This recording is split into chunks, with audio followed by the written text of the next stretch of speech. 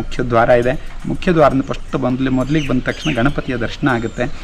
ಅದು ಬಲಮುರಿ ಗಣಪತಿ ದೇವಸ್ಥಾನ. ಅಲ್ಲದೆ ನೀವು ಇಲ್ಲಿ ಎಲ್ಲೂ ನಮ್ಮ ಕರ್ನಾಟಕದಲ್ಲಿ ಇಂತಹ ದೇವಸ್ಥಾನವನ್ನು ನೋಡುವಂಥ ಬಹಳ ಅಪರೂಪವಂತಹ ದೇವಸ್ಥಾನ. ಯಾಕೆಂದರೆ ಇಂತಹ ಕೆಂಪು ಕಲ್ಲಲ್ಲಿ ಕಟ್ಟಿರುವಂಥ ದೇವಸ್ಥಾನ ನೀವು ಉತ್ತರ ಭಾರತ ಕಡೆ ಹೋದರೆ ಮಾತ್ರ ನೋಡ್ಲಿಕ್ಕೆ ಸಾಧ್ಯ, ಬಿಟ್ಟರೆ ಬೇರೆ ಎಲ್ಲೂ ನೋಡ್ಲಿಕ್ಕೆ ಸಾಧ್ಯ ಇಲ್ಲ. ಇದು ಪೂರ್ತಿಯಾಗಿ ಸುಬ್ರಹ್ಮಣ್ಯ ಹೇಗೆ ಹುಟ್ಟಾಡುವ ಸಂಪೂರ್ಣ ಇತಿಹಾಸವನ್ನು ಸಾರ್ತಾ ಇದೆ. ಇದು ಈಗ 15 ವರ್ಷಗಳ ಕಾಲ 45 ಜನ ಶಿಲ್ಪಿಗಳು ಕೆತ್ತನೆ ಮಾಡಿರುವಂಥದ್ದು. ಈ ದೇವಸ್ಥಾನ ಉತ್ತರ ಶೈಲಿಯನ್ನು ಹೊಂದಿದೆ. ನಮಸ್ಕಾರ ಕರ್ನಾಟಕ, ಎಲ್ಲ ಹೇಗಿದ್ದೀರಾ? ಚೆನ್ನಾಗಿದ್ದೀರಾ? ಇವತ್ತು ಹಾಸನದಲ್ಲೇ ಅತಿ ಫೇಮಸ್ ಆಗಿರೋಂಥ ದೇವಸ್ಥಾನಕ್ಕೆ ನಿಮ್ಮನ್ನು ಕರ್ಕೊಂಡ್ಬಂದಿದ್ದೀನಿ. ಇದೊಂದು ಪುರಾತನ ದೇವಸ್ಥಾನ. ಇದು ಓಂಕಾರೇಶ್ವರ ದೇವಸ್ಥಾನ ಅಂತ ಮುದಿಗೆರೆಯಲ್ಲಿ ಇರೋದು. ಇದು ದುದ್ದ ಇದೆಯಲ್ಲ, ದುದ್ದದಿಂದ ಒಂದು 5 ಕಿಲೋಮೀಟರ್ ದೂರ ಇದೆ. ತುಂಬ ಅದ್ಭುತವಾದ ಪ್ಲೇಸ್ ಮತ್ತು ತುಂಬ ವಿಶಿಷ್ಟವಾದ ಇದು ಕಲಾಕೃತಿ ನೋಡಿ. ತುಂಬ ಗುಡಿ ಗೋಪುರಗಳನ್ನು ಹೊಂದಿರೋಂಥ ಪ್ಲೇಸ್ ಇದು. ಕೆಂಪು ಕಲ್ಲಲ್ಲಿ ಮಾಡಿರೋಂಥ ದೇವಸ್ಥಾನ ಇದು.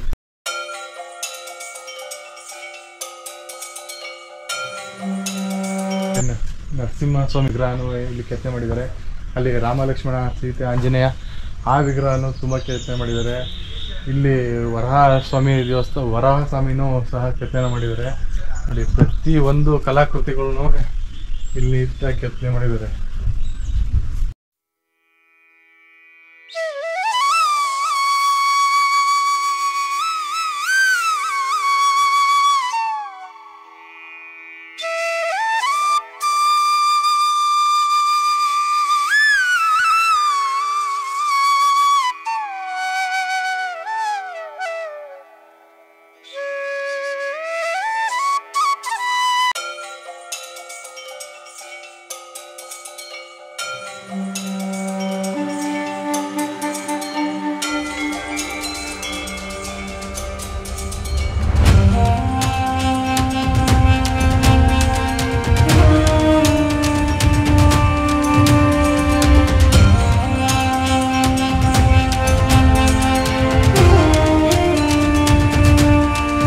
ಸ್ನೇಹಿತರೆ, ಇಲ್ಲಿ ದೇವಸ್ಥಾನದ ಅರ್ಚಕರು ಮತ್ತು ಇತಿಹಾಸ ತಜ್ಞರು ಅಂತಲೇ ಹೇಳ್ಬೋದು.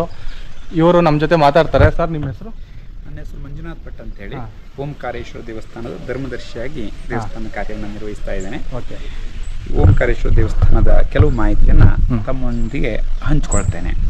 ಓಂಕಾರೇಶ್ವರ ದೇವಸ್ಥಾನ ಅತ್ಯಂತ ಪ್ರಾಚೀನವಾದಂತಹ, ಹಿಂದೆ ಹೊಯ್ಸಳರ ಕಾಲದಲ್ಲಿ ಇರುವಂತಹ ದೇವಸ್ಥಾನ ಆಗಿದ್ದರೂ ಸಹ ಇದು ಪೂರ್ತಿ ನವನಿರ್ಮಾಣಗೊಂಡಿರುವಂತಹ ದೇವಸ್ಥಾನ ಆಗಿದೆ. ಈ ದೇವಸ್ಥಾನವನ್ನು ಈಗ GK ಅನಂತರಾಮ್ ಅಯ್ಯಂಗಾರ್ ಮತ್ತು ಜಯಲಕ್ಷ್ಮಿ ಅವರು ಇಡೀ ದೇವಸ್ಥಾನವನ್ನು ನಿರ್ಮಿಸಿಕೊಟ್ಟಿದ್ದಾರೆ. ಈ ದೇವಸ್ಥಾನ ಈಗ 15 ವರ್ಷಗಳ ಕಾಲ 45 ಜನ ಶಿಲ್ಪಿಗಳು ಕೆತ್ತನೆ ಮಾಡಿರುವಂಥದ್ದು. ಈ ದೇವಸ್ಥಾನ ಉತ್ತರ ಶೈಲಿಯನ್ನು ಹೊಂದಿದೆ. ನಾವು ನಾರ್ತ್ ಕಡೆಗೆ ಹೋದರೆ ಇಂತಹ ದೇವಸ್ಥಾನಗಳನ್ನ ನೋಡಲಿಕ್ಕೆ ಸಿಗುತ್ತೆ. ಇದು ಒರಿಸ್ಸಾದಿಂದ ಭುವನೇಶ್ವರದಿಂದ ಬಂದಿರುವಂಥ ಶಿಲ್ಪಿಗಳು ಕೆಲಸ ಮಾಡಿದ್ದಾರೆ. 15 ವರ್ಷ 45 ಜನ ಕೆತ್ತನೆ ಮಾಡಿರುವಂತಹ ದೇವಸ್ಥಾನ. ಮೂಲ ಹಿಂದೆ ದೇವಸ್ಥಾನ ಇತ್ತು ಇಲ್ಲಿ, ಅದರದೆಲ್ಲ ಬಿದ್ದು ಶಿಥಿಲಗೊಂಡಿರುವಂತಹ ದೇವಸ್ಥಾನವನ್ನು ಸಂಪೂರ್ಣ ಶಿಲಾಮಯವಾಗಿ ಕೆತ್ತನೆ ಮಾಡಿರುವಂಥ ಪೂರ್ತಿ ಕೆಂಪು ಕಲ್ಲು. ಇದಕ್ಕೆ ಪೇಂಟ್ ಗಿಂಟ್ ಏನೋ ಅವಶ್ಯಕತೆಗಳಿಲ್ಲ, ಸಂಪೂರ್ಣವಾಗಿ ಕೆಂಪು ಕಲ್ಲಲ್ಲಿ ಕೆತ್ತನೆ ಮಾಡಿದ್ದಾರೆ. ಈ ದೇವಸ್ಥಾನ ಕೇವಲ ಹಾಸನದಿಂದ 25 ಕಿಲೋಮೀಟರ್ ದೂರದಲ್ಲಿದೆ. ಹಾಸನ ದುದ್ದಾದಿಂದ ತಿಪ್ಟೂರು ರೋಡ್ನಲ್ಲಿ ಬಂದರೆ ಒಳಗಡೆಗೆ ಅಟ್ಟಾವರ ಮುದಿಗೆರೆ ಅಂತ ಹೇಳುವಂತಹ ಪ್ಲೇಸ್ ಇದು. ಮುದಿಗೆರೆ ಹೇಳುವಂಥ ಅಟ್ಟಾವರದಿಂದ ಮುಂದಗಡೆ ಬಂದರೆ ಮುದಿಗೆರೆ ಅಂತಿದೆ. ಆ ದೇವಸ್ಥಾನದಲ್ಲಿ ಇಲ್ಲಿ ಅತ್ಯಂತ ಪ್ರಸಿದ್ಧವಾಗಿರುವಂಥ ಯೋಗ ನರಸಿಂಹಸ್ವಾಮಿ ದೇವಸ್ಥಾನವೂ ಸಹ ಇದೆ. ಹಾಗಾಗಿ ಹರಿಹರ ಕ್ಷೇತ್ರ ಅಂತ ಹೇಳಿ, ಅಂದರೆ ಅಲ್ಲಿ ನರಸಿಂಹಸ್ವಾಮಿ ದೇವಸ್ಥಾನ, ಇಲ್ಲಿ ಶಿವನ ದೇವಸ್ಥಾನ ಎರಡು. ಇಲ್ಲಿ ರಥೋತ್ಸವಗಳಾದರೂ ಅಲ್ಲಿ ದೇವಸ್ಥಾನದ ರಥೋತ್ಸವ ಇಲ್ಲಿ ಬಂದು ಹೋಗುತ್ತೆ, ಇಲ್ಲಿ ದಿನ ಆದರೂ ಅಲ್ಲಿಗೆ ಹೋಗುತ್ತೆ.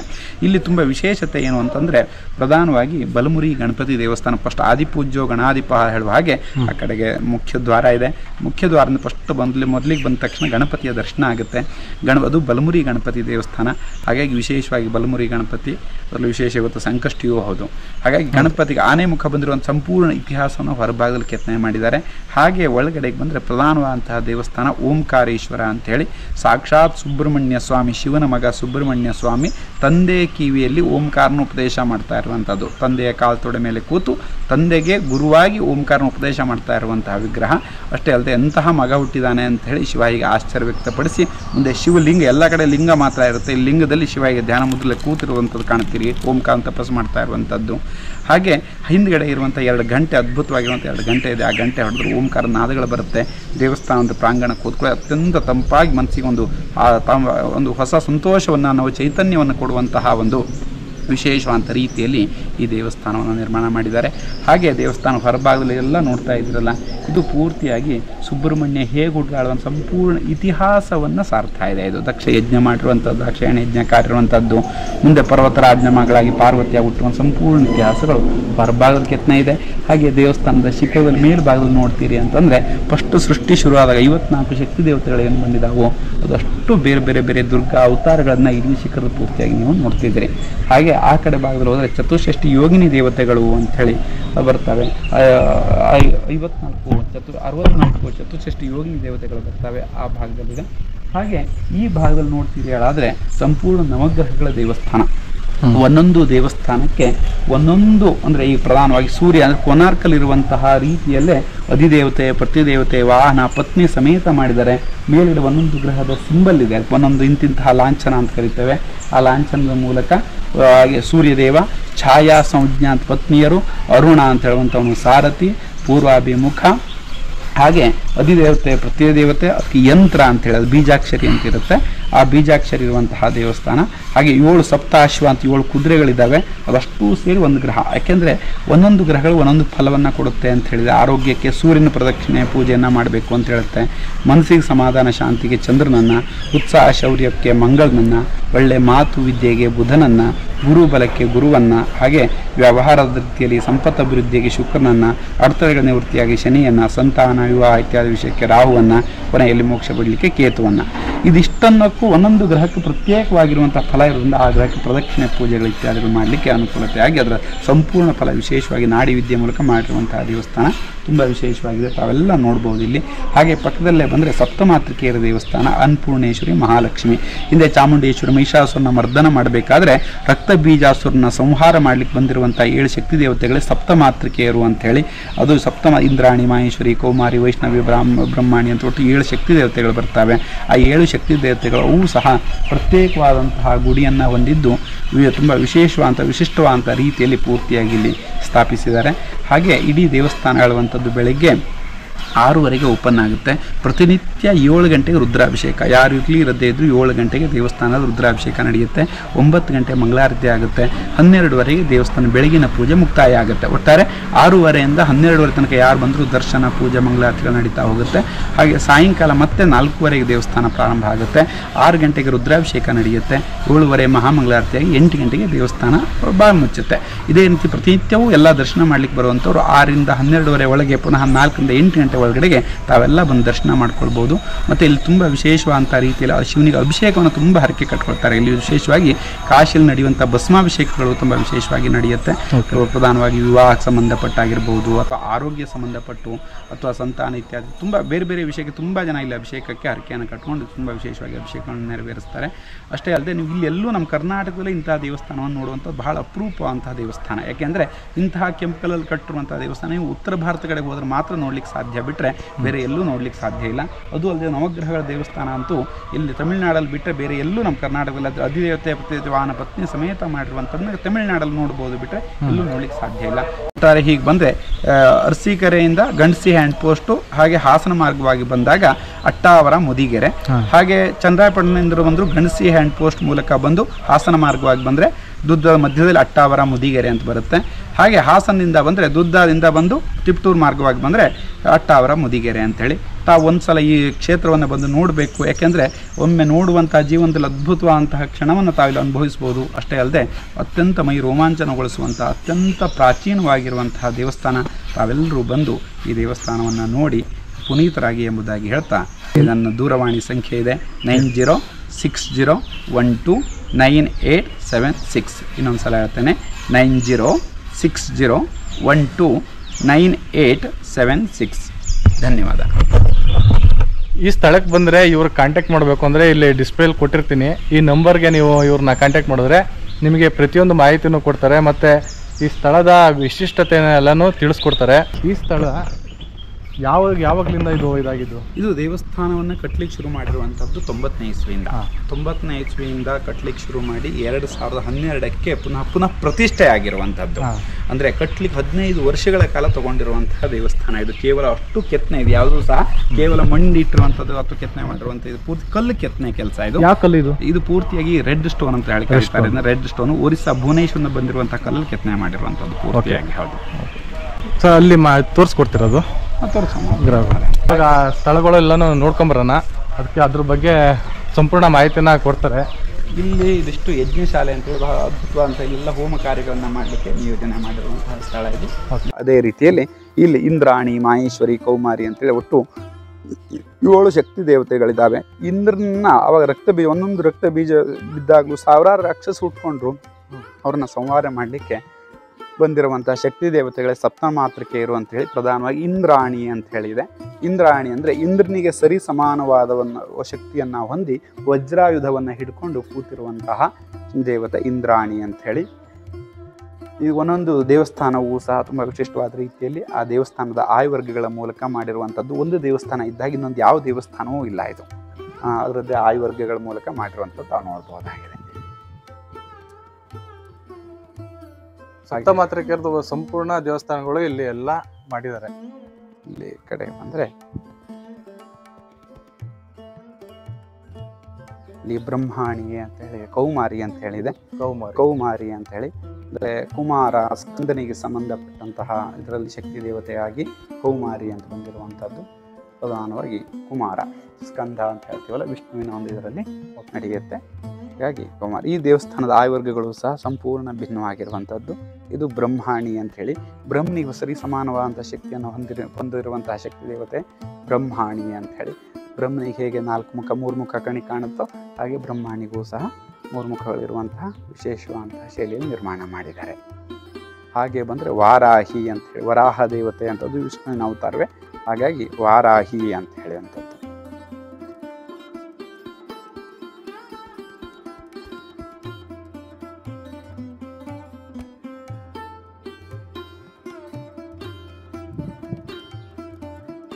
ಹಾಗೆ ನೋಡಿದ್ರೆ ಚಾಮುಂಡೇಶ್ವರಿ ಅಂತ, ಚಾಮುಂಡ ಅಂತ ಸಂಸ್ಕೃತ ಪದ. ಹಾಗೆ ಚಾಮುಂಡೇಶ್ವರಿ ಇದೆಯಲ್ಲ, ಈ ಚಾಮುಂಡೇಶ್ವರಿನೇ ರಕ್ತ ಬೀಜಾಸುರನ ರಾಕ್ಷಸನ ಸಂಹಾರ ಮಾಡಬೇಕಾದ್ರೆ ಬಂದಿರುವಂಥ 7 ಶಕ್ತಿ ದೇವತೆಗಳ ಈ ಸಪ್ತಮಾತೃಕೆ ಇರು ಅಂತ ಹೇಳಿ. ಇಲ್ಲೇ ಮಾಡ್ಲಿಕ್ಕೆ ಕಾರಣ ಏನಪ್ಪ ಅಂದರೆ ಇನ್ನೂ ವಿಶೇಷವಾದಂಥ ಕಾರಣ ಇದೆ. ಏನಪ್ಪ ಕೇಳಿದ್ರೆ ಹಾಸನಾಂಬದಲ್ಲಿ ಪ್ರಧಾನವಾಗಿ 7 ಶಕ್ತಿ ದೇವತೆಗಳ ಸಪ್ತಮಾತೃಕೆಯರೇ ಇರುವಂಥದ್ದು. ಆದರೆ ಒಂದೇ ಕಡೆ 3 ದೇವರು ಬೇರೆ ಬೇರೆ ಸ್ಥಳದಲ್ಲಿದ್ದಾವೆ. ಆದ್ರೆ ಅದು ಸಪ್ತಮಾತೃಕೆ 7 ದೇವತೆನ ಒಟ್ಟಿಗೆ ದರ್ಶನ ಮಾಡಬೇಕು ಅಂತ ಹೇಳಿ ಇದೆ. ಹಾಗಾಗಿ ಯಾಕಂದ್ರೆ ಈ ಬೇರೆ ಬೇರೆ ಸ್ಥಳದಲ್ಲಿದ್ದ ನಾವು ಎಲ್ಲ ಕಡೆ ಹೋಗ್ಲಿಕ್ಕಾಗಲ್ಲ. ಒಂದ್ ಕಡೆಗೆ ಯಾವ ದೇವರಿದೆ ಕೈ ಮುಗಿದು ಬರುವಂತದ್ದಾಗುತ್ತೆ. ಹಾಗಾಗಬಾರದು. 7 ಶಕ್ತಿ ದೇವತೆಗಳನ್ನು ಒಟ್ಟಿಗೆ ದರ್ಶನ ಮಾಡಬೇಕು ಅಂತ ಹೇಳಿ ಶಾಕ್ತ ಅಂತ ಹೇಳುವಂಥದ್ದು. ಅಂದ್ರೆ ಶಕ್ತಿ ದೇವತೆಗಳು ನಮ್ಮಲ್ಲಿ ಯಾವುದೇ ರೀತಿಯ ಒಂದು ಕಾಮಕ್ರೋಧ ಅಡಿಷಡ್ವರ್ಗವನ್ನು ನಿವೃತ್ತಿ ಮಾಡುವಂಥದ್ದು ಅಷ್ಟೇ ಅಲ್ಲದೆ ನಮಗೆ ಬಂದಿರುವ ಅನೇಕವಾದಂತಹ ಒಂದು ಕಷ್ಟವನ್ನು ನಿವೃತ್ತಿ ಮಾಡಲಿಕ್ಕೆ ಈ ಸಪ್ತಮಾತೃಕೆಯರು ತುಂಬಾ ಅನುಕೂಲ ಆಗುವಂತಹ ದೇವಸ್ಥಾನ. ಇದು ನೋಡಿ, ಇದು ವೈಷ್ಣವಿ ಅಂತ ಹೇಳಿ ವಿಷ್ಣುವಿನಿಗೆ ಸರಿ ಸಮಾನವಾಗಿ ಶಂಖ ಚಕ್ರ ಗದಾಧಾರಿಯ ಧರಿಸಿರುವಂಥದ್ದು ಕಾಣ್ತೀವಲ್ಲ, ಹಾಗೆ ಈ ವೈಷ್ಣವಿ ದೇವತೆಯನ್ನು ನಾವು ನೋಡ್ಬೋದಾಗಿದೆ. ಹಾಗೆ ಆ ಭಾಗದಲ್ಲಿ ಹೋದರೆ ಮಾಹೇಶ್ವರಿ ಅಂತ ಹೇಳಿದೆ. ಮಾಹೇಶ್ವರಿ, ಈಶ್ವರನಿಗೆ ಸರಿ ಸಮಾನವಾದಂತಹ ಶಕ್ತಿಯನ್ನು ಪಡ್ಕೊಂಡು ಬಂದಿರುವಂಥದ್ದೇ ಮಾಹೇಶ್ವರಿ ಅಂತ ಹೇಳಿರುವಂಥದ್ದು. ಈಶ್ವರನವರು ಪ್ರತಿರೂಪವಾಗಿರುವಂಥದ್ದೇ ಮಾಹೇಶ್ವರಿ. ಹೌದು.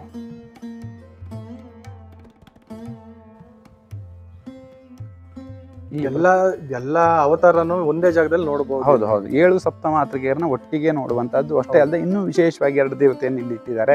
ಒಂದು ಮಹಾಲಕ್ಷ್ಮಿ, ಯಾಕೆಂದ್ರೆ ನಮ್ಗೆಲ್ಲಾ ಕೆಲಸಕ್ಕೂ ಮಹಾಲಕ್ಷ್ಮಿ ಅನುಕೂಲ ಮುಖ್ಯವಾಗಿ ಬೇಕು. ಹಾಗಾಗಿ ಆ ಉದ್ದೇಶಕ್ಕಾಗಿ ಈ ಕೊಲ್ಲಾಪುರದಲ್ಲಿರುವಂತಹ ಮಹಾಲಕ್ಷ್ಮಿಯನ್ನೇ ಹೋಲುವ ರೀತಿಯಲ್ಲಿರುವಂಥದ್ದು ವಿಶೇಷವಾದಂತಹ ಮಹಾಲಕ್ಷ್ಮಿಯ ದೇವಸ್ಥಾನ ಇದು. ಹಾಗಾಗಿ ಇದು ಮಹಾಲಕ್ಷ್ಮಿ ಅವತಾರ. ಹಾಗೆ ಆ ಭಾಗದಲ್ಲಿ ಹೋದ್ರೆ ಅನ್ನಪೂರ್ಣೇಶ್ವರಿಯನ್ನು ನೋಡ್ಬೋದು. ಇದು ಪ್ರಧಾನವಾಗಿ ಮಹಾಲಕ್ಷ್ಮಿ.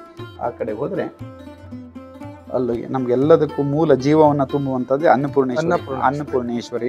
ಹಾಗಾಗಿ ಇಲ್ಲಿ ಅನ್ನಪೂರ್ಣೇಶ್ವರಿ, ಇದು ಸಪ್ತಮಾತೃಕೆಯರು 7, ಹಾಗೆ ಅನ್ನಪೂರ್ಣೇಶ್ವರಿ. ಇಲ್ಲಿ ಅನ್ನಪೂರ್ಣೇಶ್ವರಿ ವಿಶೇಷವಾದಂಥದ್ದು ನೋಡಿ, ಇಲ್ಲಿ ವಿಶೇಷವಾಗಿ ತುಂಬಿದ ಪಾತ್ರೆಯನ್ನು ಹಿಡ್ಕೊಂಡಿರುವಂತಹದ್ದು, ಹಾಗೆ ಕೈಯಲ್ಲಿ ಸೌಟನ್ನು ಹಿಡ್ಕೊಂಡಿರುವಂಥದ್ದು. ಹಾಗೆ ಅಲ್ಲಿ ಕೆಳಭಾಗದಲ್ಲಿ ಹೋದರೆ ಎಲ್ಲ ಪದಾರ್ಥವನ್ನು ಇಟ್ಟು ಸಂತೋಷವಾಗಿ ಬಡಿಸ್ತಾ ಇರುವಂಥದ್ದು ಅನ್ನಪೂರ್ಣೇಶ್ವರಿಯ ವಿಗ್ರಹ ಇದು. ಅದು ತುಂಬ ಹಸನ್ಮುಖಿಯಾಗಿ ಇರುವಂತಹ ವಿಗ್ರಹವನ್ನು ತಾವು ನೋಡಬಹುದು.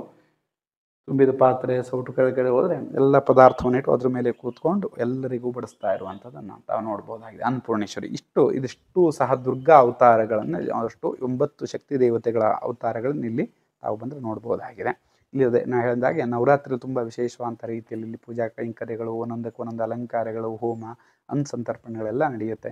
ತಾವೆಲ್ಲರೂ ಇಲ್ಲಿ ಬಂದಿದ್ದನ್ನು ವೀಕ್ಷಣೆಯನ್ನು ಮಾಡಬಹುದು. ಮತ್ತು ಕೇವಲ ನಮ್ಮ ಮುಖ್ಯ ಉದ್ದೇಶ ನಾವು ಇಡೀ ದೇವಸ್ಥಾನವನ್ನು ಮನೋರಂಜನೆಯಾಗಿ ಬರುವಂಥದ್ದಲ್ಲ, ಅತ್ಯಂತ ಪವಿತ್ರವಾದಂಥ ಸ್ಥಳವಾಗಿ ಇದನ್ನ ನಾವು ನೋಡ್ತಾ ಇದ್ದೇವೆ. ಹಾಗಾಗಿ ಆ ಪವಿತ್ರ ಸ್ಥಳವನ್ನು ಪವಿತ್ರ ರೂಪದಲ್ಲೇ ಇಡಬೇಕು ಅಂತ ಹೇಳುವಂಥದ್ದು ಮುಖ್ಯ ಉದ್ದೇಶ. ಹಾಗಾಗಿ ನಾವು ಇಲ್ಲಿ ಎಲ್ಲೂ ಒಂದೇ ಒಂದು ಸಣ್ಣ ಪ್ಲಾಸ್ಟಿಕ್ ಅನ್ನು ನೀವು ನೋಡ್ಲಿಕ್ಕೆ ಎಲ್ಲೂ ಸಿಗಲ್ಲ. ಮತ್ತೆ ತುಂಬಾ ಸ್ವಚ್ಛವಾಗಿ ಇರುವಂತಹ ದೇವಸ್ಥಾನ. ಹಾಗಾಗಿ ತಾವೆಲ್ಲರೂ ಯಾರೇ ಬಂದರೂ ಸಹ ಅದನ್ನು ಹಾಗೆ ಕಾಪಾಡಬೇಕು ಅನ್ನುವಂಥದ್ದು ಮುಖ್ಯವಾಗಿದೆ. ಯಾಕೆಂದ್ರೆ ಅನೇಕ ಕ್ಷೇತ್ರಗಳು ತುಂಬ ಒಳ್ಳೆ ಕ್ಷೇತ್ರಗಳಿದ್ದಾವೆ. ಆದರೆ ನಾವೆಲ್ಲ ಅಲ್ಲಿಗೆ ಹೋಗ್ತೇವೆ, ಅಲ್ಲೇ ಏನೇನು ತಗೊಳ್ತೀವಿ, ಅಲ್ಲೇ ಒಗಿತೀವಿ, ಮತ್ತೆ ಪುನಃ ಜಾಗ ಗಲೀಜು ಮಾಡ್ತೀವಿ. ಯಾಕೆಂದ್ರೆ ಅಲ್ಲೊಂದು ಸುಭಾಷಿತ ಬರುತ್ತೆ, ಅನ್ಯಕ್ಷೇತ್ರೇ ಕೃತಂ ಪಾಪಂ ಪುಣ್ಯಕ್ಷೇತ್ರೇ ಭವಿಷ್ಯತಿ ಅಂತ ಹೇಳಿ. ಬೇರೆ ಕ್ಷೇತ್ರದಲ್ಲಿ ಎಲ್ಲೋ ಪಾಪ ಅಂದರೆ ನಾವು ಬೇರೆ ಬೇರೆ ಜಾಗದಲ್ಲಿ ಹುಟ್ಟಿದಾಗ ಪಾಪ ಮಾಡಿದರೆ ಪುಣ್ಯಕ್ಷೇತ್ರಕ್ಕೆ ಹೋಗಿ ಪ್ರಾರ್ಥನೆ ಪೂಜೆ ಮಾಡಿದಾಗ ಆ ಪಾಪಗಳು ದೂರ ಆಗುತ್ತಂತೆ. ಅದೇ ಪುಣ್ಯಕ್ಷೇತ್ರದಲ್ಲೇ ಪಾಪ ಮಾಡಿ ಬಂದರೆ ವಜ್ರ ತೊಗೊಂಡು ಕುಯ್ದರೂ ಸಹ ಪಾಪಗಳು ಹೋಗಲ್ಲ ಹಾಗಾದರೆ ಅಂತ ಹೇಳಿ. ಹಾಗಾಗಿ ಎಲ್ಲೇ ಹೋದರೂ ನಾವು ಪುಣ್ಯಕ್ಷೇತ್ರವನ್ನು ಅತ್ಯಂತ ಪವಿತ್ರವಾಗಿಡೋಣ. ಯಾಕೆಂದ್ರೆ ಅಲ್ಲಿ ಭಾವನೆ ಪ್ರಧಾನ, ಭಗವಂತನನ್ನೇ ನಾವು ಆರಾಧಿಸಬೇಕಾಗಿದೆ. ಹಾಗಾಗಿ ಆ ಭಗವಂತನ ಭಾವವನ್ನು ತುಂಬಿ ನಾವು ಯಾವಾಗ ಪ್ರಾರ್ಥಿಸ್ತಾವೋ ಅದು ಸಂಪೂರ್ಣವಾದಂತಹ ಫಲ ಕೊಡುತ್ತೆ. ಯಾಕೆಂದ್ರೆ ನೋಡಿ, ನಮ್ಮ ದೇವಸ್ಥಾನ ಒಳಗೆ ಬಂದರೆ ನಿಮ್ಗೆ ಒಂಥರ ಅತ್ಯಂತ ಮನಸ್ಸಿಗೆ ಆನಂದ ಒಂದು ರೋಮಾಂಚನವಾಗಿರುವಂತಹ ಒಂದು ಸಂತೋಷ ಉಂಟಾಗುತ್ತೆ.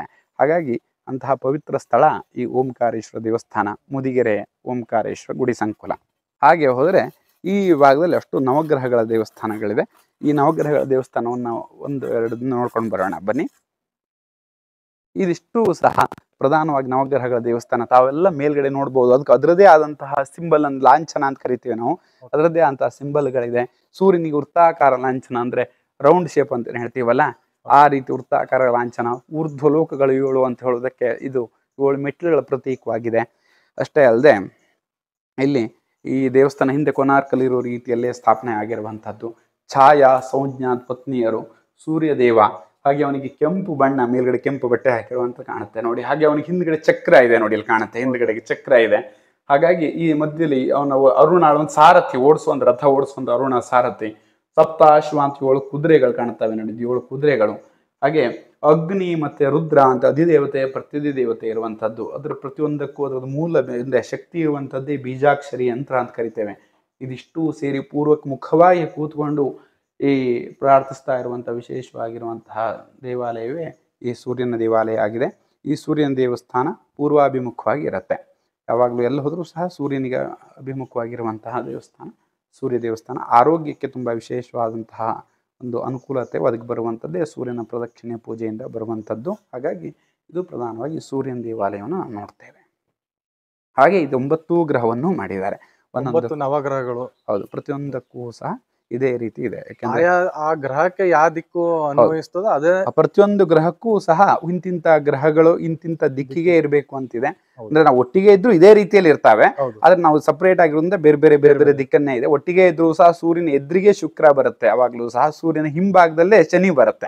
ಮತ್ತೆ ಅದು ನಾವು ಪ್ರತ್ಯೇಕವಾಗಿ ಮಾಡೋದು ಆವಾಗ ಗ್ರಹಕ್ಕೆ ಸಂಬಂಧಪಟ್ಟಂತಹ ಯಾವುದೇ ದೋಷಗಳಿದ್ರು ಪ್ರದಕ್ಷಿಣೆ ಪೂಜೆಗೆ ಅನುಕೂಲ ಆಗಲಿ ಹೇಳುವಂತಹ ಉದ್ದೇಶದಿಂದ, ಮತ್ತೆ ಇಲ್ಲೆಲ್ಲ ಅಧಿದೇವತೆ ಪ್ರತ್ಯೇಕ ವಾಹನ ಪತ್ನಿ ಸಮೇತ ಮಾಡಿರೋದ್ರಿಂದ ತುಂಬಾ ಅಂದ್ರೆ ಎಫೆಕ್ಟಿವ್ ಆಗಿ ಆಗಿರುವಂತಹ ಕೆಲಸ ಕಾರ್ಯಗಳು ನಮಗೆ ಆಗುತ್ತದೆ. ಹಾಗಾಗಿ ಇಂತಹ ನವಗ್ರಹ ದೇವಸ್ಥಾನವನ್ನು ನಾವು ದರ್ಶನವನ್ನು ಮಾಡಬಹುದಾಗಿದೆ. ಎಲ್ಲ 9 ಗ್ರಹಗಳನ್ನು ಇದೇ ರೀತಿಯಾಗಿ ಅಧಿದೇವತೆ ಪ್ರತಿದೇವತೆ ವಾಹನ ಪತ್ನಿ ಸಮೇತ ಮಾಡಿರುವಂತಹದ್ದು ಇಲ್ಲಿದೆ.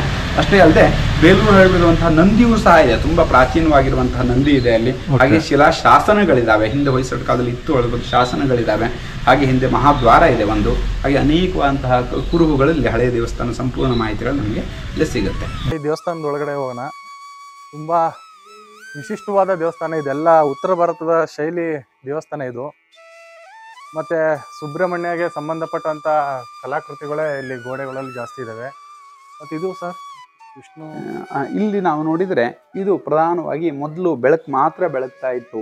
ಅದು ತನ್ನ ತಾನು ವಿಸ್ತಾರ ಮಾಡಿಕೊಂಡಾಗ ವಿಷ್ಣುವಿನ ಜನನ ಆಗುತ್ತೆ. ಸಮುದ್ರದ ವಿಷ್ಣು ಜನನ ಆಗುತ್ತೆ. ವಿಷ್ಣುವಿನ ನಾಭಿಯಿಂದ ಕಮಲ ಅರಳುತ್ತೆ. ಆಮೇಲೆ ಬ್ರಹ್ಮನ ಜನನ ಆಗುತ್ತೆ. ಒಟ್ಟಾರೆ ಸೃಷ್ಟಿ ಹೇಗಾಯಿತು ಅಂತ ಸಂಪೂರ್ಣ ಇತಿಹಾಸಗಳನ್ನ ಈ ಹೊರಭಾಗದಲ್ಲಿ ಸಾರ್ತಾ ಇದೆ ಪೂರ್ತಿಯಾಗಿ. ಇದಿಷ್ಟು ಸಮುದ್ರ ಮಥನ, ಅಮೃತ ಹೇಗೆ ಬಂತು ಹೇಳುವಂಥ ನಮಗೆಲ್ಲ ಸಮುದ್ರ ಮಥನ ಇತಿಹಾಸವನ್ನು ಕೇಳಿದ್ದೇವೆ. ಇದಿಷ್ಟು ಸಹ ಸಮುದ್ರ ಮಥನ ಸಂಪೂರ್ಣ ಇತಿಹಾಸಗಳು ಇದರಲ್ಲಿ ಹೇಳ್ತಾ ಇದೆ ಪೂರ್ತಿಯಾಗಿ. ಹಿಂದೆ ದೇವತೆಗಳು ರಾಕ್ಷಸರು ಯುದ್ಧವನ್ನು ಮಾಡಿದಾಗ ಬಂದಿರೋದು ಅಮೃತಕ್ಕಾಗಿ ನಡೆದಿರುವಂತಹ ಜಗಳಗಳ ಸಂಪೂರ್ಣ ಇತಿಹಾಸಗಳನ್ನು ಇಲ್ಲಿ ಕೆತ್ತನೆ ಮಾಡಿದ್ದಾರೆ. ಇಲ್ಲಿ ದೇವತೆಗಳು, ಈ ಕಡೆ ರಾಕ್ಷಸರು ಸಮುದ್ರ ಮಥನವನ್ನು ಮಾಡಿದಾಗ ಮಂದಾರ ಪರ್ವತವನ್ನು ಇಟ್ಟುಕೊಂಡು ಅದನ್ನು ಕಡಿದಾಗ ಏನೇನು ಬಂತು ಅಂತ ಹೇಳುವಂಥ ಮೇಲ್ಗಡೆ ಕಾಣುತ್ತೆ ನೋಡಿ. ಐರಾವತ, ಲಕ್ಷ್ಮಿ, ಉಚ್ಚೈಶ್ರವಸ್ಸು, ಕಾಮಧೇನು, ಅಪ್ಸರೆಯರು, ಚಂದ್ರ, ಹೀಗೆಲ್ಲ ಬಂದಿರುವಂಥ ಎಲ್ಲ ವಿಷಯವನ್ನು ಸರಿಯಾಗಿ ಹಂಚ್ಕೊಳ್ತಾರೆ. ಇಲ್ಲಿ ನೋಡಿ, ಯಾವಾಗ ಫಸ್ಟ್ ಕಡಿದಾಗ ಆ ವಿಷ ಬಂದ್ಬಿಡುತ್ತೆ, ಆಗ ಅದನ್ನು ಸಾಕ್ಷಾತ್ ಶಿವನೇ ಕುಡಿತಾ ಇರುವಂಥದ್ದು. ವಿಷಕಂಠ, ನೀಲಕಂಠ ಕುತ್ತಿಗೆ, ಪಾರ್ವತಿ ಕುತ್ತಿಗೆಯನ್ನು ಹೀಗೆ ಹಚ್ತಾಳೆ. ಆವಾಗ ಆ ವಿಷಾಳುವಂಥದ್ದು ಸೂರ್ಯನ ಈ ಶಿವನ ಕುತ್ತಿಗೆಯಲ್ಲೇ ಇರೋದ್ರಿಂದ ಅವ್ನಿಗೆ ವಿಷಕಂಠ ಅಂತ ಹೆಸರು ಬಂದಿರುವಂಥದ್ದು. ಆಮೇಲೆ ಮತ್ತೆ ಕಡಿದಾಗ ಲಕ್ಷ್ಮಿ ಬಂದಿರೋದು, ಆ ಲಕ್ಷ್ಮಿಯನ್ನು ಸಾಕ್ಷಾತ್ ವಿಷ್ಣುನೇ ತೊಗೊಳ್ತಾ ಇರುವಂಥದ್ದು. ಆಮೇಲೆ ಐರಾವತ ಬಂತು, ಐರಾವತವನ್ನು ಸಾಕ್ಷಾತ್ ಇಂದ್ರ ತೊಗೊಳ್ತಾನೆ. ಆಮೇಲೆ ಅಲ್ಲಿ ಬಲಿಚಕ್ರವರ್ತಿ, ಉಚ್ಚೈಶ್ರವಸ್ ಅಂತ ಹೇಳುವಂಥ ಕುದುರೆ ಬರುತ್ತೆ 7 ಮುಖ ಇರುವಂಥದ್ದು, ಅದನ್ನ ಬಲಿಚಕ್ರವರ್ತಿ ತೊಗೊಳ್ತಾನೆ. ಆಮೇಲೆ ತುಂಬ ವಿಶೇಷವಾಗಿ ಕೊನೆಯಲ್ಲಿ ಅಮೃತ ಬರುತ್ತೆ. ಬಂದಾಗ ಅದು ತಮಗೆ ಸೇರಬೇಕು ಅಂತ ಹೇಳಿ ಪ್ರಾರ್ಥನೆಯನ್ನು ಮಾಡ್ಕೊತಾ ಇದ್ದಾಗ ಕೊನೆಯಲ್ಲಿ ವಿಷ್ಣು ಇಲ್ಲಿ ಒಂದು ಮೋಹಿನಿ ಅವತಾರವನ್ನು ತಾಳಿ ಇಲ್ಲಿ ದೇವತೆಗಳಿಗೆ ಎಲ್ಲ ಅಮೃತವನ್ನು ಕೊಡ್ತಿರ್ತಾನೆ. ಆಗ ರಾಕ್ಷಸರಿಬ್ಬರು ಮರೆ ಮಾರ್ಚ್ಕೊಂಡು ಇಲ್ಲಿ ವಿಷವನ್ನು ಕೊಡ್ತಾರೆ. ಅದು ಗೊತ್ತಾಗುತ್ತೆ. ಆಗ ಒಂದು ಚಕ್ರವನ್ನು ಬಿಟ್ಟು ತುಂಡರಿಸ್ತಾ ಇರುವಂಥದ್ದು ಕಾಣುತ್ತೆ ನೋಡಿ. ಸಂಪೂರ್ಣ ದೊಡ್ಡ ಇತಿಹಾಸಗಳಿದೆ. ಇದು ಪೂರ್ತಿಯಾಗಿ ಈ ಸಮುದ್ರ ಮಥನದ್ದು ಏನು ಇತಿಹಾಸ ಇದೆಯೋ ಅದು ಅಷ್ಟನ್ನು ಸಂಪೂರ್ಣವಾಗಿ ಇಲ್ಲಿ ಕೆತ್ತನೆಯನ್ನು ಮಾಡಿದ್ದಾರೆ. ಸಂಪೂರ್ಣವಾಗಿ ತಾವಿಲ್ಲಿ ಇದನ್ನು ನೋಡ್ಬೋದು.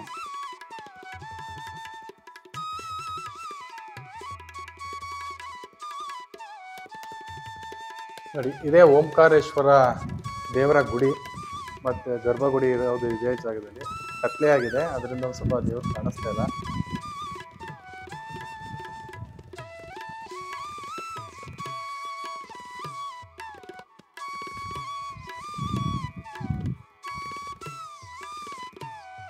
ಇಲ್ಲಿ ಆ ಗಂಟೆ ಹೊಡೆದ್ರೆ ಓಂಕಾರ ಸ್ಪಷ್ಟವಾದ ನಾದಗಳು ಬರುತ್ತೆ. ನೀವು ಹೊಡೆದು ನೋಡ್ಬೋದು ನಮ್ಗೆ ಬೇಕಾದರೆ. ತುಂಬ ಅದ್ಭುತವಾಗಿರುವಂತಹ ಗಂಟೆಗಳೆಲ್ಲ ಇದ್ದಾವೆ. ನೀವು ಇಲ್ಲಿ ಶಿವನ ಪ್ರಧಾನವಂತಹ ಕೆಲವು ವಿಗ್ರಹಗಳ ಫೋಟೋವನ್ನು ತೆಗೆಯುವ ಹಾಗಿಲ್ಲ. ಹಾಗಾಗಿ ನೀವು ಇಲ್ಲೇ ಬಂದು ಅದನ್ನು ವಿಗ್ರಹಗಳನ್ನೆಲ್ಲವನ್ನು ತಾವು ನೋಡ್ಕೊಳ್ಬೋದಾಗಿದೆ. ಇಲ್ಲಿ ಅದ್ಭುತವಾದಂತಹ ಗಂಟೆ ನೋಡಿ, ಒಳಗೆ ಬಂದ ಕೂಡಲೇ ಇಲ್ಲಿ ವಾತಾವರಣವೇ ಕೂಲ್ ಆಗ್ತಾ ಹೋಗುತ್ತೆ. ಮನಸ್ಸಿಗೆ ಸಮಾಧಾನವಾಗಿ ಶಾಂತವಾಗ್ತಾ ಇರುವಂಥದ್ದು. ಈ ಗಂಟೆ ಹೊಡೆದ್ರೆ ಸ್ಪಷ್ಟವಾಗಿ ಎಲ್ಲ ಗಂಟೆಗಳು ಇದಕ್ಕೂ ಬಹಳ ವ್ಯತ್ಯಾಸ ಇದೆ. ನೋಡಿ ಬೇಕಾದ್ರೆ ಹೊಡೆದು ಓಂಕಾರ ನಾದಗಳು ಸಂಪೂರ್ಣವಾಗಿ ಬರುತ್ತೆ.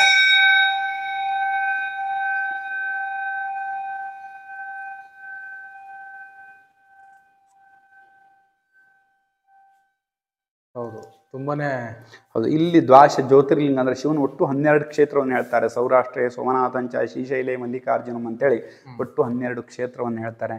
ಆ 12 ಕ್ಷೇತ್ರಗಳನ್ನು ಈ ಭಾಗದಲ್ಲಿ ವಿಶೇಷವಾಗಿ ಕೆತ್ತನೆಯನ್ನು ಮಾಡಿದ್ದಾರೆ. ಅದು ಕಲ್ಪನೆ ಇರಲಿ ಅಂತ ಹೇಳಿ. ಹಾಗೆ ಅಲ್ಲಿ ಫೋಟೋದಲ್ಲಿ ಇದೆಯಲ್ಲ, ಅವರೇ ಅನಂತರಾಮಯ್ಯಂಗಾರ್ ಅಂತೇಳಿ, GK ಅನಂತರಾಮಯ್ಯಂಗಾರ್ ಅಂತ ಅವರು ಇಡೀ ದೇವಸ್ಥಾನ ನವನಿರ್ಮಾಣವನ್ನು ಪೂರ್ತಿಯಾಗಿ ಒಂದೇ ಒಂದು ಸಣ್ಣ ಹೆಸರು ಎಲ್ಲೂ ಇಲ್ಲ ಅವ್ರು ಕಟ್ಟಿಸಿದ್ದು ಅಂತ ಹೇಳಿ. ಇವತ್ತಿಗೂ ಇಷ್ಟು ದೊಡ್ಡ ದೇವಸ್ಥಾನ ಮಾಡಿದ್ರು ಸಹ ಎಲ್ಲೂ ಒಂದು ಸಣ್ಣ ಹೆಸರು ಎಲ್ಲೂ ಸಹ ಹಾಕಲಿಲ್ಲ. ಅಂದ್ರೆ ಯಾವಾಗಲೂ ನಾವು ಕೊಡೋದಾಗ್ಲಿ ಅಥವಾ ಇದನ್ನ ತಾನು ಮಾಡಿದ್ದು ಅಂತ ಎಲ್ಲೂ ಹೇಳ್ಕೊಳ್ಬಾರ್ದು ಅಂತ ಹೇಳ್ಕೊಳ್ಬಾರ್ದು. ನಾವು ಇವತ್ತೊಂದು ಸಣ್ಣದು ಏನಾದ್ರು ಕೊಟ್ಟು ದೊಡ್ಡದಾಗಿ ಹೆಸರು ಹಾಕ್ತೇವೆ. ಆದ್ರೆ ಇಲ್ಲೆಲ್ಲೂ ಸಹ ಯಾರದೇ ಹೆಸರು ನೀವು ಎಲ್ಲೂ ನೋಡ್ಲಿಕ್ಕೆ ಸಾಧ್ಯತೆ ಇಲ್ಲ. ಇಲ್ಲಿ ಈಗ ತುಂಬಾ ಕಡೆ ಎಲ್ಲಾ ದೇವಸ್ಥಾನಗಳಿಗೆಲ್ಲ ದಾನಿಗಳು ಕೊಟ್ಬಿಟ್ಟು ಹೆಸರು ಅದು ತುಂಬಾ ತಪ್ಪದು ಮಾಡೋದು. ಭಗವಂತನೇ ಕೊಟ್ಟಿರೋದು ಹೆಸರು ಹಾಕ್ಸೋದು. ಹಾಗಾಗಿ ಇಂತಹ ದೇವಸ್ಥಾನ ಈ ಮುದಿಗೆರೆಯಲ್ಲಿದೆ. ತಾವೆಲ್ಲ ಒಂದ್ಸಲ ಬಂದು ಈ ದೇವಸ್ಥಾನವನ್ನ ವೀಕ್ಷಣೆ ಮಾಡ್ಬೋದು. ಮತ್ತೆ ಸಂಪೂರ್ಣ, ಯಾಕಂದ್ರೆ ವೀಕ್ಷಣೆ ಹೇಳೋಕ್ಕಿಂತ ಹೆಚ್ಚಾಗಿ ಈ ದೇವಸ್ಥಾನ ಸಂಪೂರ್ಣವಾಗಿ ಅತ್ಯಂತ, ಇವತ್ತು ನಾವು ಏನು ಇಂಗ್ಲೀಷ್ನಲ್ಲಿ ಹೇಳ್ಬೇಕು ಅಂದ್ರೆ ತುಂಬಾ ಪವರ್ಫುಲ್ ದೇವಸ್ಥಾನ ಅಂತ ಏನು ಹೇಳ್ತೀವೋ ಹಾಗೆ ಅತ್ಯಂತ ಶ್ರೇಷ್ಠವಾದಂಥ ಮನಸ್ಸಿಗೆ ಆನಂದ ಕೊಡುವಂತಹ ದೇವಸ್ಥಾನ. ಯಾಕೆಂದ್ರೆ ನಮ್ಮ ದೇವಸ್ಥಾನ ವಿಶೇಷ ಅಂದ್ರೆ ಒಬ್ರು ಒಂದ್ಸಲ ಬಂದವರು ಇನ್ನೊಂದ್ಸಲ ಹುಡ್ಕೊಂಡ್ ಬಂದೇ ಬರ್ತಾರೆ ಇಲ್ಲಿ. ಅಂದ್ರೆ ಅಂತಹ ಕ್ಷೇತ್ರ ಇದು. ಹಾಗಾಗಿ ತಾವೆಲ್ಲರೂ ಈ ಕ್ಷೇತ್ರಕ್ಕೆ ಬನ್ನಿ ಎಂಬುದಾಗಿ ಹೇಳ್ತೇನೆ. ಕೇವಲ ಹಾಸನದಿಂದ ಏನು ತುಂಬ ದೂರ ಇಲ್ಲ, ಮತ್ತು ಕೇವಲ ಒಂದು 20 ನಿಮಿಷ ಹಾಸನದಿಂದ ಬರುವಂತಹ ದಾರಿ. ತಾವೆಲ್ಲರೂ ಬಂದು ಈ ಜಾಗವನ್ನು ವೀಕ್ಷಣೆಯನ್ನು ಮಾಡ್ಬೋದು. ಪ್ರಧಾನವಾಗಿ ದೇವರ ಪೂಜೆಯ ಸಾನ್ನಿಧ್ಯಕ್ಕೆ ಬಂದು ಪೂಜೆಯನ್ನು ನೋಡ್ಬೋದು ಎಂಬುದಾಗಿ ತಮ್ಮಲ್ಲಿ ವಿನಂತಿಸ್ಕೊಳ್ತೇನೆ. ಧನ್ಯವಾದ. Thank you sir. ನೋಡಿದ್ರಲ್ಲ ಸ್ನೇಹಿತರೆ, ಎಷ್ಟು ಅದ್ಭುತವಾದ ಮಾಹಿತಿ ಕೊಟ್ಟರು. ಮತ್ತು ಇಲ್ಲಿ ತುಂಬಾ ವಿಶಿಷ್ಟವಾದ ಪ್ರಕೃತಿನ ಹೊಂದಿದೆ. ಇಲ್ಲೆಲ್ಲ ಸುತ್ತಲೂ ತೋಟಗಳಿದ್ದಾವೆ. ಮತ್ತು ತುಂಬ ಕಲಾಕೃತಿ, ಒಂದು ಉತ್ತರ ಭಾರತದ ಶೈಲಿ ಕಲಾಕೃತಿಗಳನ್ನ ಇಲ್ಲಿ ಹೊಂದಿರೋದು ದೇವಸ್ಥಾನ. ಕೆಂಪು ಕಲ್ಲಲ್ಲಿ ಇದನ್ನ ಮಾಡಿದ್ದಾರೆ. ಎಲ್ಲ ಪ್ರತಿಯೊಂದು ಈ ದೇವಸ್ಥಾನ ಪೂರ್ತಿ ಸಂಪೂರ್ಣವಾಗಿ ಕೆಂಪು ಕಲ್ಲಿಂದ ಮಾಡಿರೋಂಥದ್ದು. ಸಮುದ್ರ ಮಂಥನದ ತುಂಬಾನೇ ವಿಶಿಷ್ಟವಾದ ದೃಶ್ಯನ ಇಲ್ಲಿ ಸೆರೆ ಹಿಡಿದಿದ್ದಾರೆ ಅಂತಲೇ ಹೇಳ್ಬೋದು. ಅದ್ಭುತವಾಗಿದೆ ಸ್ನೇಹಿತರೆ.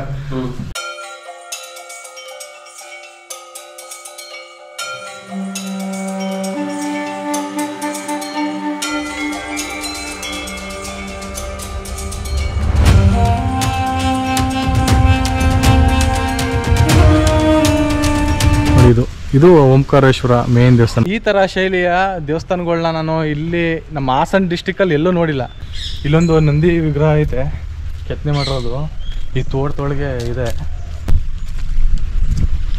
ನೋಡಿ. ಇದು ಹಳೆಯ ಪುರಾತನ ನಂದಿ, ಬೇಲೂರು ಹಳೆಬೀಡು ಶೈಲಿಯ ನಂದಿ ವಿಗ್ರಹ ಇದು ನೋಡಿ. ಇದು ಆಗಿನ ಕಾಲದಲ್ಲಿ ಕೆತ್ತನೆ ಮಾಡಿರೋದು. ಇದು ಇದನ್ನ ಇಲ್ಲಿ ಇರಿಸಿದ್ದಾರೆ.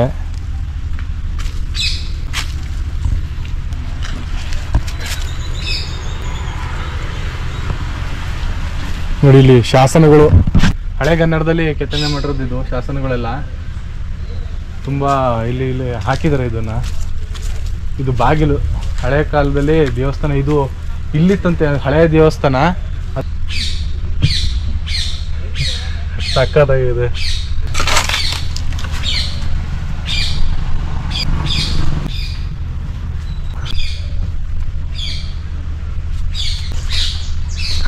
ಎಷ್ಟು ಚೆನ್ನಾಗಿದೆ ಅಂದರೆ ತುಂಬ ಚೆನ್ನಾಗಿದೆ ದೇವಸ್ಥಾನ, ಕಲ್ಲು ಎಲ್ಲ. ಈ ವಿಡಿಯೋ ಇಷ್ಟ ಆಗಿದ್ರೆ ಲೈಕ್ ಮಾಡಿ, ಶೇರ್ ಕಮೆಂಟ್ ಮಾಡಿ. ಇನ್ನೂ ಒಳ್ಳೊಳ್ಳೆ ವೀಡಿಯೋಸ್ಗಳನ್ನ ತೋರಿಸ್ತೀನಿ. ಸಬ್ಸ್ಕ್ರೈಬ್ ಮಾಡಿ. 90% ಸಬ್ಸ್ಕ್ರೈಬ್ ಮಾಡ್ದೇ ನೋಡ್ತಾ ಇದ್ದೀರಿ, ಅವರೆಲ್ಲ ಸಬ್ಸ್ಕ್ರೈಬ್ ಮಾಡಿ, ನಮಗೆ ಎಂಕರೇಜ್ ಮಾಡಿ. ನೆಕ್ಸ್ಟ್ ವೀಡಿಯೋದಲ್ಲಿ ಸಿಗ್ತೀನಿ. ಎಲ್ಲರಿಗೂ ಟೇಕ್ ಕೇರ್, ಎಲ್ಲರಿಗೂ ಶುಭವಾಗಲಿ. ಧನ್ಯವಾದಗಳು. ಬಾಯ್.